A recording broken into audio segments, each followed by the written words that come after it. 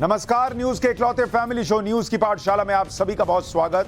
मैं हूं सुशांत सिन्हा।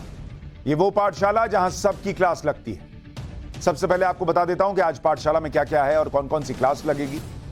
सनातन मिटाने निकले इंडिया गठबंधन को पीएम मोदी क्या मिट्टी में मिला देंगे? बाइडेन, मैक्रोन, सलमान, सबका मोदी सनातनी स्वागत कैसे कर रहे हैं जो सनातन विरोधियों को नागवार गुजरेगा, आज वो भी आपको दिखाऊंगा। हिंदू तोड़ो वोट जोड़ो, इंडिया के सीक्रेट प्लान का चैप्टर भी आपके सामने रखूंगा। इसके बाद ऑपरेशन जिब्राल्टर, पाकिस्तान की सबसे भयंकर धुलाई का चैप्टर लेकर आया हूं। 58 साल पहले जब शास्त्री जी ने पाकिस्तान की धज्जियां उड़ा दी थी, आज वो आपको दिखाऊंगा। और वो एक गलती जो ना होती तो आज लाहौर पाकिस्तान में नहीं भारत में होता, उसके बारे में भी बताऊंगा। इसके बाद आपको वो कार दिखाऊंगा जिसे देखकर आप अपनी गाड़ी में आग लगा देंगे, ऐसा मूड करेगा आपका। नैनो से भी छोटी कार, बिन ड्राइवर की बस, ऐसी ऐसी कार दिखाऊंगा कि आप देखते रह जाएंगे। पंख वाली कार हवा में उड़ने को तैयार है क्या दुनिया, आज उसके बारे में भी बात होगी। और फिर जन्माष्टमी है तो भगवान कृष्ण के असली घर की हैरत अंगेज तस्वीरें आपको दिखाऊंगा। समुद्र के नीचे मिले भगवान कृष्ण के सबूतों का चैप्टर। और आखिर में ट्रेन में बकरी लेकर चढ़ी महिला का वीडियो वायरल क्यों हो रहा है, आज आपको यह भी दिखाऊंगा। लेकिन पाठशाला शुरू करने से पहले दिन भर की बड़ी खबरों का रिवीजन, उसके बाद पहला चैप्टर।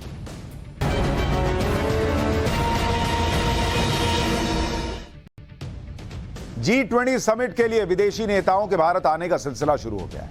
कल यानी 8 सितंबर से दुनिया के बड़े नेताओं के भारत आने का सिलसिला शुरू हो जाएगा।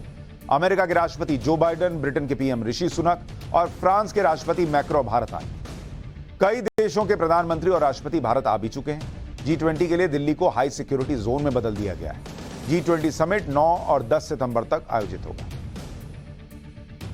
पश्चिम बंगाल की मुख्यमंत्री ममता बनर्जी ने राज्य के विधायकों के वेतन में बढ़ोतरी का ऐलान किया।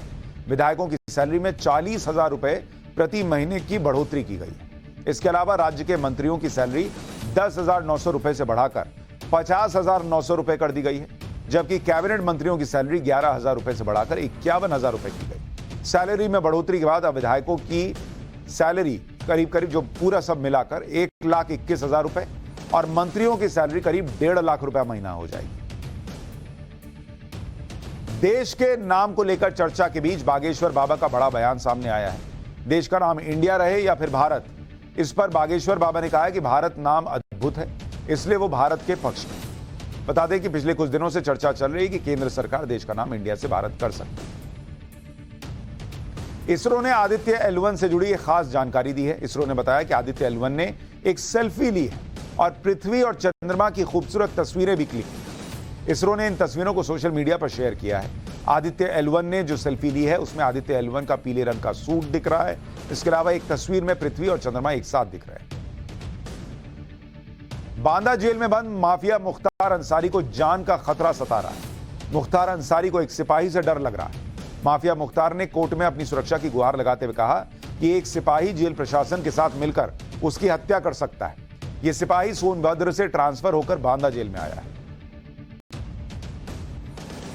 तो ये हो गया दिन भर का रिवीजन। अब पाठशाला की पहली क्लास, जिसमें आपको बताऊंगा कि सनातन मिटाने निकले इंडिया गठबंधन को क्या पीएम मोदी मिट्टी में मिला देंगे? बाइडेन, मैक्रोन, ऋषि सुनक, सलमान, सबका मोदी सनातनी स्वागत कैसे कर रहे हैं? और हिंदू तोड़ो वोट जोड़ो, इंडिया का जो सीक्रेट प्लान वाला काम चल रहा है, आज उसका चैप्टर भी।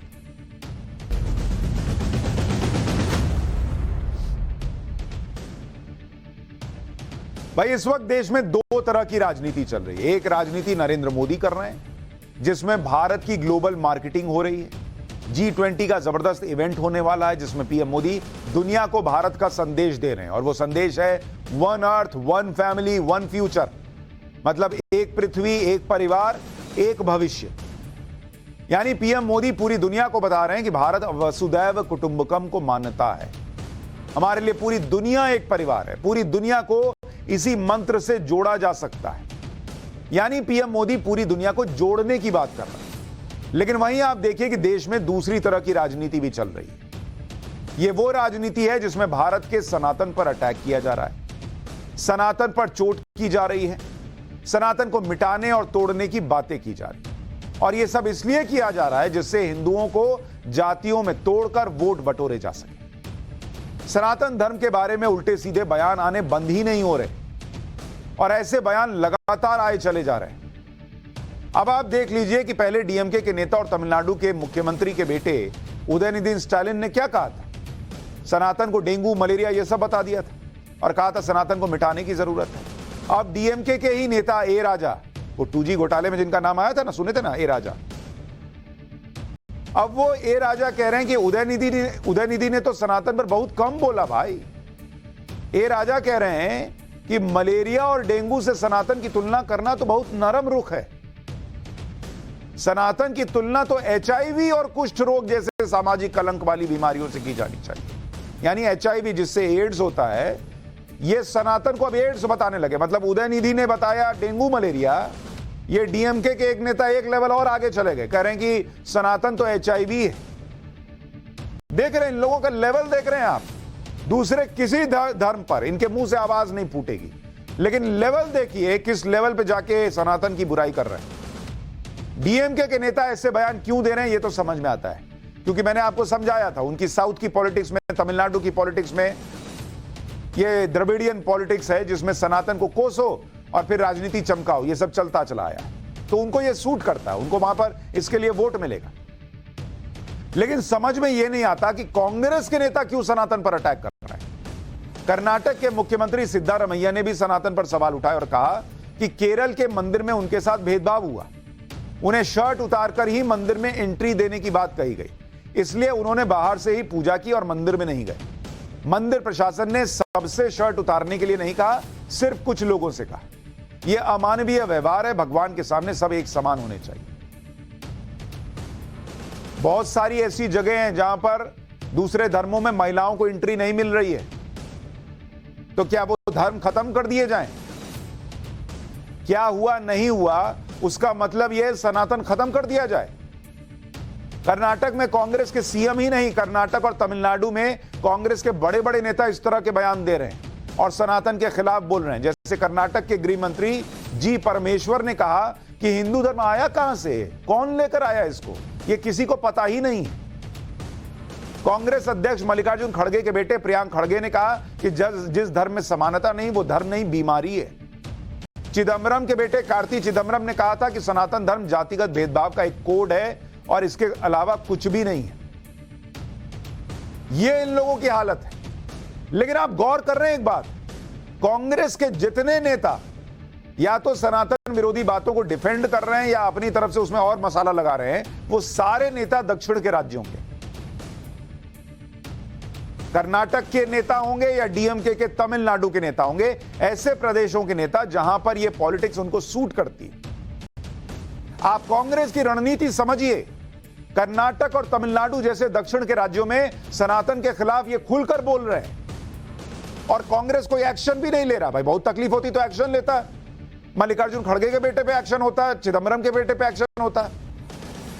लेकिन ऐसा लगता है कि नेताओं को ऐसे बयान देने की खुली छूट मिली है क्योंकि वहां की पॉलिटिक्स में ये सूट करता है और उत्तर भारत में ये लोग दूसरा काम कर रहे हैं। उत्तर भारत में कांग्रेस के नेता ऐसा कोई बयान नहीं दे रहे, यहां सनातन पर बच बच कर बोल रहे हैं।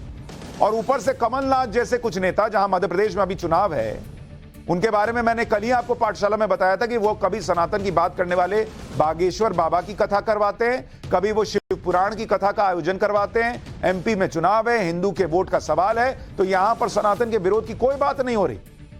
यहां सनातनी दरबार लगा हुआ है, वहां दक्षिण में सनातन मिटाने की बातें हो रही हैं, सनातन की कमियां गिनाई जा रही हैं। और उत्तर भारत में सनातन के आम सामने लेट गए हैं क्योंकि वहां वोट मिलना है। ये देखिए, समझिए, दक्षिण को छोड़कर देश के बाकी हिस्सों में कांग्रेस सनातन पर अटैक नहीं कर रही बल्कि सनातन की बात कर रही है। और वहीं दक्षिण में जो नेता और जो सहयोगी सनातन पर अटैक कर रहे हैं उन पर बीच की लाइन लेकर चल रही है। जैसे आज कांग्रेस के प्रवक्ता से जब यह पूछा गया कि क्या वो डीएमके के सामने सनातन के अपमान का मुद्दा उठाएगी, तो जवाब क्या दिए पता है कि इसकी कोई जरूरत ही नहीं है। कांग्रेस के नेता तो सभी धर्मों का सम्मान करते हैं, अगर ऐसा है तो सनातन का अपमान करने वाले नेताओं पर एक्शन लो ना जी। यहां खून नहीं खोल रहा है, विदेश में जाकर बता के आते हैं कि अल्पसंख्यक बेचारा खतरे में है इंडिया में, और यहां सनातन खतरे में पड़ रहा है, मिटाने की बातें हो रही हैं, उसमें इनको लग रहा है कि हाँ कोई बात नहीं, हम इज्जत करते हैं। दूसरा क्या कर रहा है जाने ना दीजिए। अपने सहयोगियों को क्यों नहीं बोलते अगर इतनी इज्जत है सनातन को लेकर मन में? लेकिन कांग्रेस ऐसा नहीं कर रही, और क्यों नहीं कर रही ये आसानी से अब आपको समझ में आ रहा होगा। एक बार कांग्रेस के प्रवक्ता पवन खेड़ा को सुनिए, उन्होंने आज क्या कहा है। न केवल भारतीय राष्ट्रीय कांग्रेस, इंडिया अलायंस का हर सदस्य हर जाति, हर धर्म, हर सोच का उतना ही आदर करता है जितना कि संविधान आदर करता है। इस तरह की टिप्पणियों के हम साथ नहीं हैं। भारतीय राष्ट्रीय कांग्रेस हर धर्म को, हर सोच को साथ लेकर चलने की इतिहास रखती है।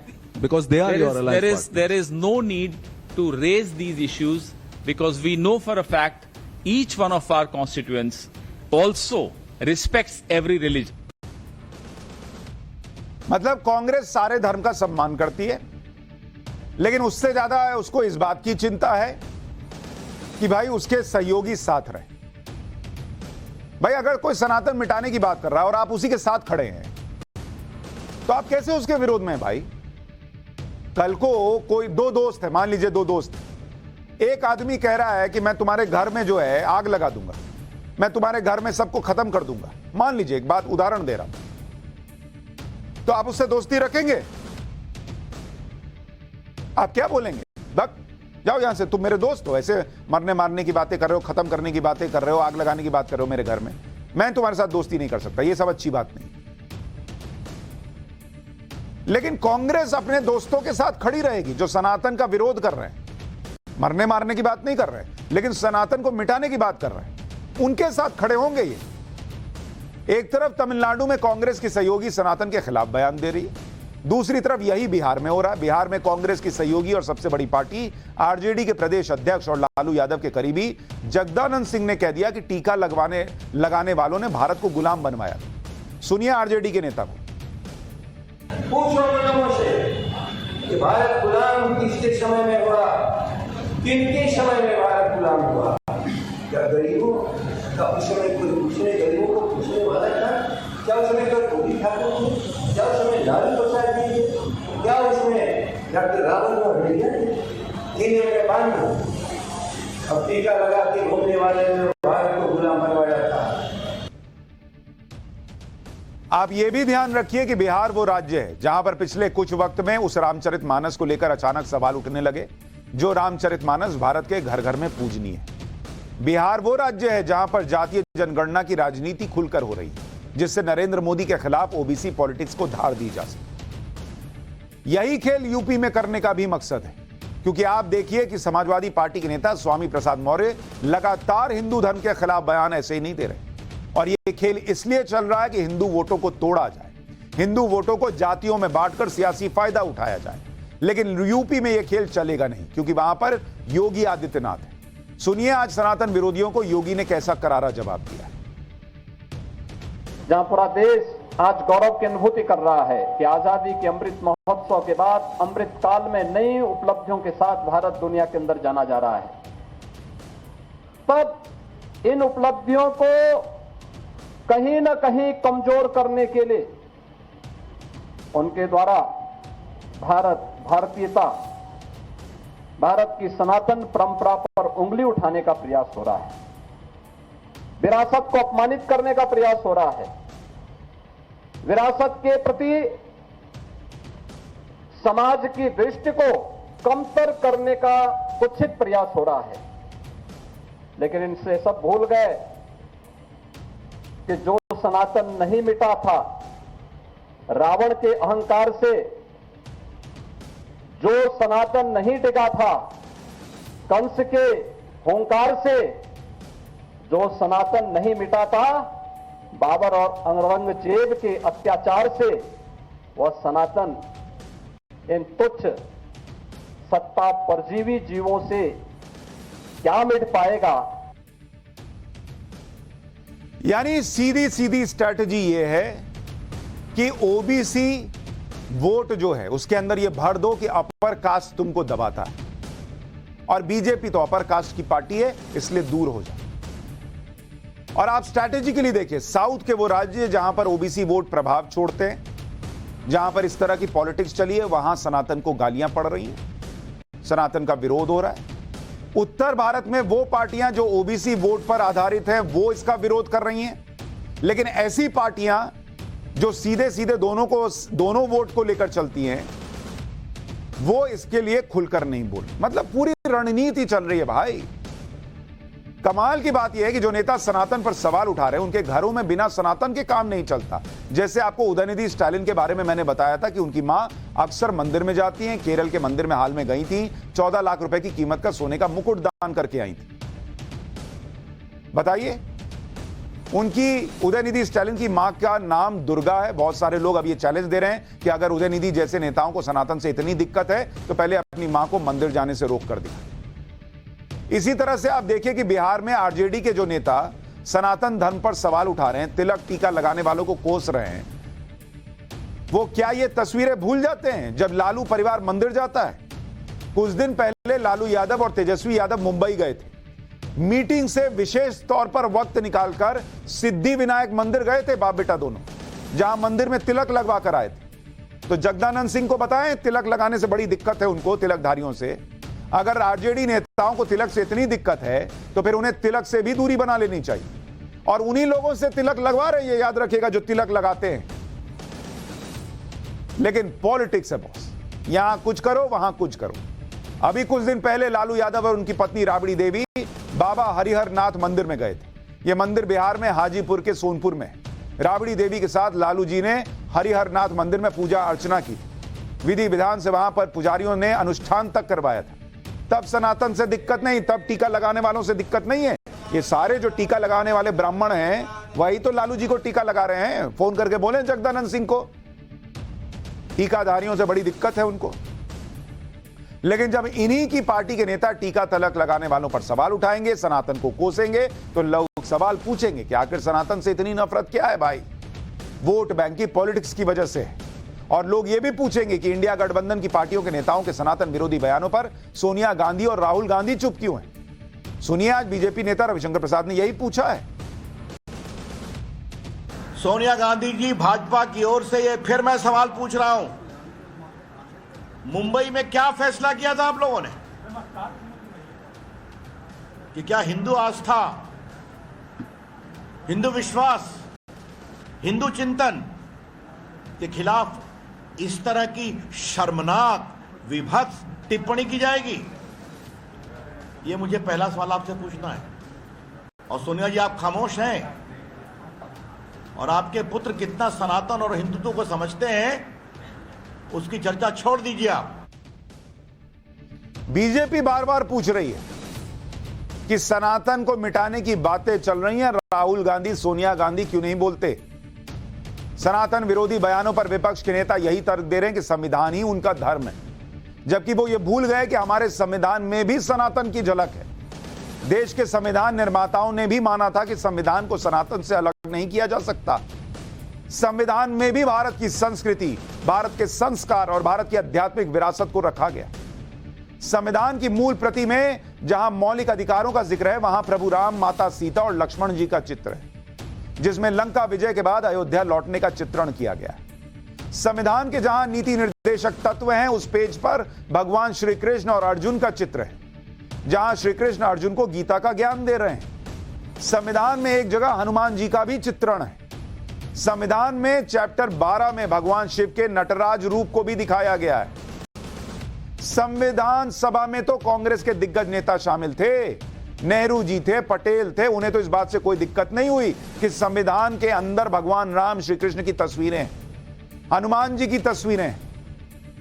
लेकिन आज उन्हीं के वंशज सनातन को मिटाने की बात होती है और वो चुप बैठे रहते हैं। जो सनातन को मिटाने की बात कर रहे हैं, पहले वो संविधान से सनातन के ये चिन्ह मिटाकर दिखाएं, उसके बाद सनातन मिटाने पर जाने की बात करें। संविधान में सनातन की झलक इसलिए रखी गई क्योंकि इसके बिना संविधान अधूरा रहता। सनातन के बिना भारत की बात ही बेमानी। नरेंद्र मोदी इसी सनातन को दुनिया भर में फैला भी रहे हैं। आप देखिए कि G20 के लिए दुनिया भर में जो नेता आ रहे हैं, उनके सनातनी स्वागत की तैयारी हो चुकी है, क्योंकि G20 के आयोजन के वक्त भी जो विदेशी मेहमान भारत आएंगे वो अगर भारत को जानना चाहेंगे तो उन्हें सनातन को समझना ही होगा। और इसी के लिए पीएम मोदी ने G20 के आयोजन में हर जगह पर सनातन की झलक दिखाई है। G20 का वेन्यू है भारत मंडपम, वहां पर नटराज की अष्टधातु की बड़ी सी मूर्ति लगाई गई है। यह मूर्ति भारत मंडपम के गेट के बिल्कुल सामने स्थापित की गई है, जिससे हर विदेशी मेहमान की नजर इस पर पड़ेगी ही पड़ेगी। वो भारतीय संस्कृति की पहचान को देखेगा, सनातन की पहचान को देखेगा। इस मूर्ति को तमिलनाडु के स्वामी मलाई जिले के शिल्पकारों ने तैयार किया है। यह करीब 27 फीट ऊंची और 21 फीट चौड़ी मूर्ति है। यह मूर्ति 15,500 किलो वजन की है और 6 फीट के आसन पर स्थापित किया गया है। प्रतिमा के नीचे फव्वारे लगाए गए हैं। इसे स्थापित करने के लिए तमिलनाडु से ही शिल्पकार आए थे। ऐसी नटराज की मूर्तियां बनाने वाले शिल्पकार 34 पीढ़ियों से यह काम कर रहे हैं और ये तब मूर्तियां बना रहे हैं जब से तमिलनाडु में चोल साम्राज्य था। कहा जाता है कि चोल राजाओं ने ही देश में सबसे पहली बार नटराज की मूर्तियां बनवाई थी। नटराज को क्रिएटिविटी, पावर और कॉस्मिक एनर्जी का स्रोत माना गया है। जहां पर G20 के सभी मुख्य कार्यक्रम होंगे, उसके ठीक सामने नटराज की अष्टधातु की सबसे बड़ी मूर्ति लगाना यह दिखाता है कि पीएम मोदी दुनिया को भारत के उस स्वर्णिम इतिहास, उस स्वर्णिम सनातन के बारे में दिखाना चाहते हैं जिसे विश्व भर में ज्यादा प्रचारित नहीं किया गया। नटराज की मूर्ति लगाने की एक वजह इसका धार्मिक और ऐतिहासिक महत्व भी है। नटराज भगवान शिव का ही आनंदित स्वरूप है। इसके अलावा विदेशी मेहमानों को रहने से लेकर खाने तक हर जगह भारतीय संस्कृति की झलक दिखेगी। जो मेहमान 5 स्टार होटल में रुकेंगे उन्हें राजस्थानी शैली में तैयार बर्तनों में खाना परोसा जाएगा। यह खास तरह के चांदी की परत से तैयार किए गए बर्तन है। फल रखने वाली टोकरी में मोर का डिजाइन है। वहीं महाराजा थाली में अशोक चिन्ह बनाया गया है। नाश्ते से लेकर डिनर तक के लिए अलग अलग तरह के बर्तन तैयार किए गए। टेबल वेयर और सजावट का प्रत्येक टुकड़ा भारत की संस्कृति और कला को दर्शाएगा। दिल्ली के होटल में विदेशी मेहमानों का स्वागत भी तिलक लगाकर और दीप जलाकर भारतीय संस्कृति के अनुसार ही होगा। यहां तक कि हर राज्य की जो लोकप्रिय डिश है उसे भी मेन्यू में रखा गया है। आपको दिल्ली के ताज पैलेस होटल से एक रिपोर्ट दिखाता हूं जिससे आपको अंदाजा लगेगा कि कैसे नरेंद्र मोदी दुनिया के सामने भारत का गौरवशाली इतिहास, सनातन सब की तस्वीर रख रहे हैं और यहां कुछ लोग सनातन से नफरत किए बैठे हैं।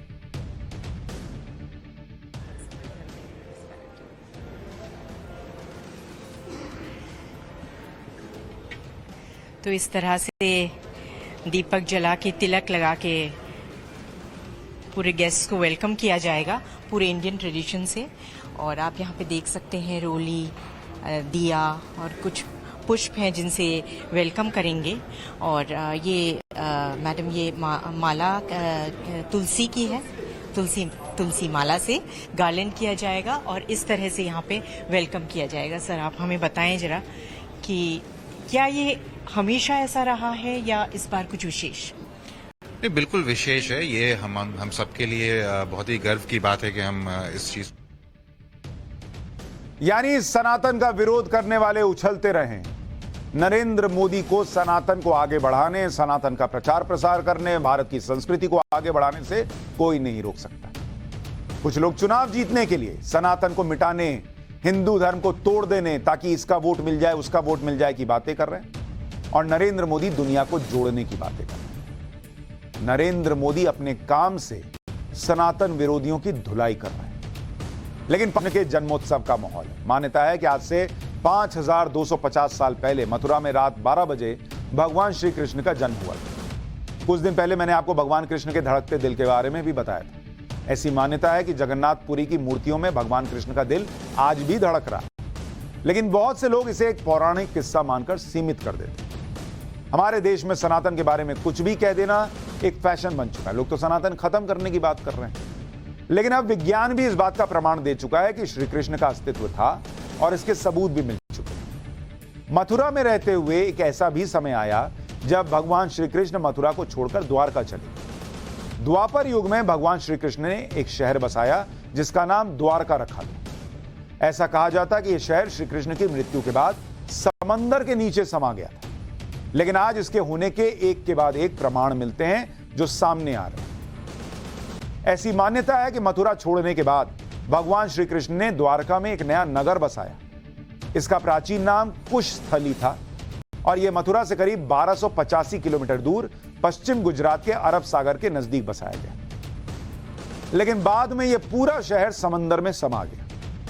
द्वारका की खोज के लिए पिछले कुछ वर्षों में कई बड़े मिशन किए गए हैं। इसमें नेशनल इंस्टीट्यूट ऑफ ओशियनोग्राफी को समुद्र के अंदर प्राचीन द्वारका के अवशेष मिल भी चुके हैं। 1963 में सबसे पहले द्वारका नगरी की खोज के लिए डेक्कन कॉलेज पुणे के डिपार्टमेंट ऑफ आर्कियोलॉजी और गुजरात सरकार ने मिलकर समंदर के अंदर एक्सकवेशन प्रोजेक्ट शुरू किया, मतलब वहां ढूंढना शुरू किया। इस दौरान करीब 3000 साल पुराने बर्तन मिले। इसके करीब 10 साल बाद 1979 में आर्कियोलॉजिकल सर्वे ऑफ इंडिया यानी ASI की अंडर वाटर आर्कियोलॉजी विंग को समंदर में कुछ जहाजों के अवशेष मिले। माना जाता है कि 2000 ईसा पूर्व के ये जहाज थे। इसके अलावा कुछ तांबे के सिक्के, ग्रेनाइट स्ट्रक्चर भी मिला। इस सभी की कार्बन डेटिंग में यह साबित हुआ कि यहां की संस्कृति किस तरह विकसित हुई हो। 1989 के आसपास द्वारका के समंदर में करीब 40 फीट की गहराई में 9,80,000 वर्ग मीटर के एरिया में खोज की गई। इस खोजबीन के दौरान समुद्री घास और रेत के नीचे आयताकार पत्थरों का पता चला, जिन्हें वैज्ञानिकों ने एक इमारत का हिस्सा माना। सबसे बड़ी बात, इन अवशेषों में इंसानों के द्वारा किए गए काम के प्रमाण मिले। इस खोज में पत्थर के लंगर भी मिले, जिनमें छेनी से छेद किया गया और इनका आकार लगभग एक जैसा है। इसके अलावा मिट्टी के बर्तन, आभूषण और मुद्राएं भी मिली। इस प्रकार के सिक्के ओमान, बहरीन और मेसोपोटामिया यानी इराक में पाए गए। 2007 के सर्वेक्षण से पहले समुद्र में 2 नॉटिकल मील के इलाके में हाइड्रोग्राफिक सर्वेक्षण किया गया, जिसके आधार पर जल प्रवाह की भविष्यवाणी की गई। इसमें यह जानकारी मिली कि लगभग 15,000 साल पहले समुद्र का स्तर अब की तुलना में 100 मीटर कम था। उसके बाद समुद्र का स्तर फिर से थोड़ा बढ़ गया और 7,000 साल पहले आज की तुलना में ज्यादा था। आसान भाषा में कहूं तो उस समय समंदर का जलस्तर इतना बढ़ गया कि पूरा द्वारका शहर इसमें समा गया। यह तो हुई विज्ञान के प्रमाण की बात। अब आपको पौराणिक ग्रंथों में द्वारका के बारे में क्या कहा गया वो भी बताता हूं। दरअसल द्वारिका शब्द द्वार और का अक्षर के समन्वय से बना। शास्त्रों में इसका गूढ़ अर्थ यह माना जाता है कि ब्रह्म तक पहुंचने का जो द्वार है वो द्वारिका है। इस अर्थ में द्वारिका को मुक्तिधाम या मोक्षपुरी भी कहा जाता है। पौराणिक श्लोक में कहा गया है कि मुक्ति पाने के जो धाम हैं उसमें द्वारिका नगरी भी एक है। गरुड़ पुराण में कहा गया है कि अयोध्या, मथुरा, माया, काशी, कांची, अवंतिका, पूरी, द्वारवती चैव सप्तधा मोक्षदायिका, यानी अयोध्या, मथुरा, माया, हरिद्वार, काशी, कांचीपुरम, अवंतिका यानी उज्जैन, द्वारिकापुरी, ये 7 मोक्षदायिनी नगर। श्रीमद् भागवत गीता के अध्याय 11 में भगवान श्री कृष्ण का द्वारका में प्रवेश करने का प्रसंग भी लिखा है। इसमें कुछ श्लोक हैं जैसे राजमार्गम गते कृष्णे द्वारकाया कुलस्त्रिय अमर्याणी आरुर्यहु विप्र तदीक्षण महोत्सवा। जब भगवान राजमार्ग से होकर जा रहे थे तो द्वारका के प्रतिष्ठित परिवारों की सभी स्त्रियां भगवान का दर्शन करने के लिए अपने अपने महलों की अटारियों पर चढ़ गई। इसे वो एक महान उत्सव समझ रही। नित्यम निरीक्ष माणानाम यद्यपि द्वारकाओ कसाम न वृत्त पयंती ही दृश्य श्रेयोधामा अयंगम अच्युतम, यानी द्वारकावासी समस्त सौंदर्य के आगार भगवान को नित्य निहारने के अभ्यस्त थे, फिर भी वो कभी तृप्त नहीं होते थे। यानी द्वारका के लोग अपने भगवान को दर्शन करते रहते थे लेकिन फिर भी उनका मन नहीं भरता। पौराणिक मान्यता के अनुसार श्री कृष्ण अपने शत्रु जरासंध से परेशान होकर मथुरा से द्वारका आ गए। जरासंध कंस का ससुर था जो उसकी मृत्यु का बदला लेने के लिए बार बार मथुरा पर हमला करता था। श्री कृष्ण से इस तरह के युद्ध को समय की बर्बादी बताया और कहा कि अब मथुरा छोड़ने का समय आ गया है। इसलिए भगवान श्री कृष्ण को रणछोड़ भी कहा जाता है। माना जाता है कि श्री कृष्ण अपने 18 साथियों के साथ द्वारका आ गए। यहां उन्होंने 36 साल तक राज किया। इसके बाद उन्होंने अपने प्राण त्याग दिए और भगवान कृष्ण के विदा होते ही द्वारका नगरी समुद्र में डूब गई। द्वारका के डूबने का उल्लेख महाभारत में भी मिलता है। महाभारत को कुल 18 पर्वों में लिखा गया है। इसमें 16वें मौसल पर्व में कहा गया है कि अर्जुन द्वारका को डूबते हुए देखते हैं। वो समुद्र जो छोर से टकराता था उसने बाहरी दीवारें तोड़कर शहर में घुस गया और समुद्र पूरे शहर में फैल गया। मैंने खूबसूरत भवनों को एक एक करके डूबते देखा। कुछ ही समय में सब कुछ खत्म हो चुका था, शहर का कोई निशान तक नहीं था। यानी भगवान श्री कृष्ण के निशान जो हैं वो आज भी समुद्र के नीचे मिलते हैं। एक छोटा सा ब्रेक ले रहा हूं।